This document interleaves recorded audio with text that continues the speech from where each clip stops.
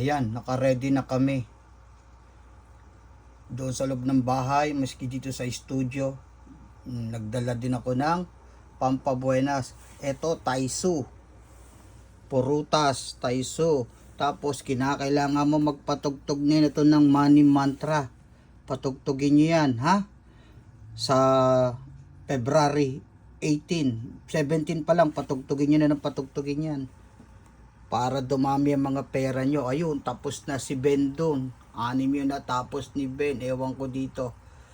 Dito yata, I think, nakatapos na si Ben.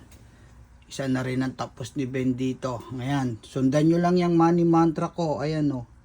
Ayan, yan. Mga bigay ng aming, mga bigay ng kapatid ko yan. Pati yun. O yun. Maglalagay kayo ng ampaw. Ganyan ang style. Ganyan ang style ng ampaw. Kailangan ganyan ang style. Tsaka yung mga old money nyo. Ayan. Sabit ninyo. Okay? Gotcha? Okay ba?